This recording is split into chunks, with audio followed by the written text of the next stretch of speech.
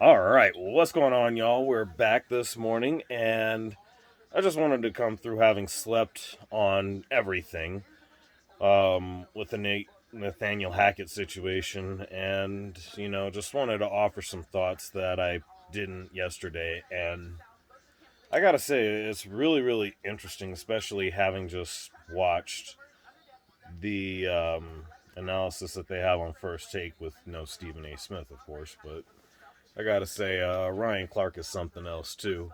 Um, really, the topic they had was whose fault is it for the Broncos season being as abysmal as it has been? Uh, honestly, this was really just another opportunity for folks to pile on the whole blame Russ train, which I'm not going to act like I'm not on that train because, I mean, having watched every single bad read that he has made,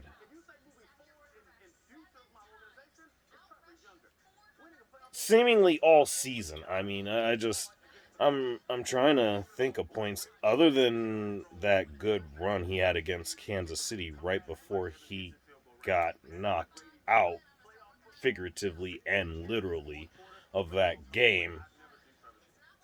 I mean, it's just mind blowing. I mean, there was, I guess, a little bit of it that happened against Jacksonville when they went out to London. I mean,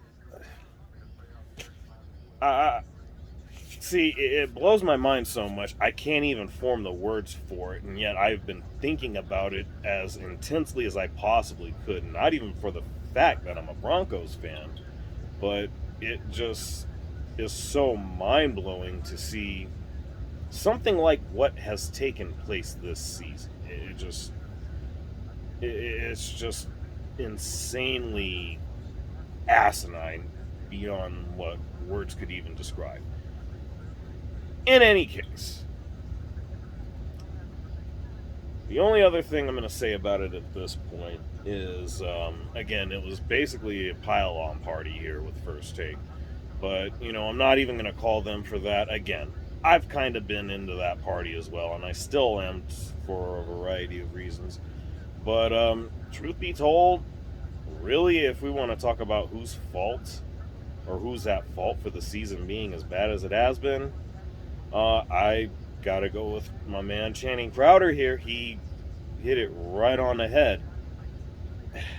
You gotta really put it on the front office, specifically George Patton.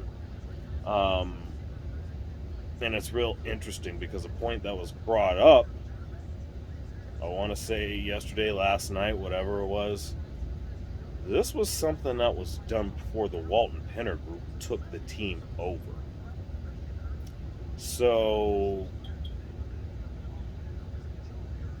given the fact that they spent a record 4 plus whatever billion it was that they spent to purchase the team, yeah, I don't imagine they're very happy right now. And just say what you will about the Walton family for all the things that have happened with Walmart, blah, blah, blah. That's all aside from the point. Um, honestly, if not for the way things have been handled, especially given Russ's contract, I would dare say there would be a real cleaning out party taking place right about now. But there's certain pieces that are in place right now that make that virtually impossible. And again, you're gonna have to see what we've had to deal with here from Russ for literally the next couple of years. I mean, jeez, I'm really not looking forward to that at all because I really have no idea what to expect. The one silver lining in all of this is the fact that we have what is going to be somewhere in the neighborhood of 20. It might be a little lower. Well, actually, no, because it was a pick that came from San Francisco. So, yeah, it's going to be, I'm going to say somewhere no lower than probably 26. If we're lucky, or nowhere it's going to be as good as 26, maybe 24 if we're lucky. But that could actually be a good pick. You never really know with those. That being said, as there's breaking news coming into, oh yeah, they're talking about J.J. Watt's retirement. There's going to be more on that later tonight. But yeah, just getting right to the point though, I can't look at this any other way but to actually say this is on George Patton. I mean, and anyone other than that for that matter. Again, I am on the blame Russ train. I'm not gonna deny that. I even said that. I've probably said that for about the fourth, fifth time in this video. But regardless, this all started with the decision Patton made to trade away Drew Lock, Noah Fant, Shelby Harris, 2 first rounders and 2 second rounders, all of which from this year and last year.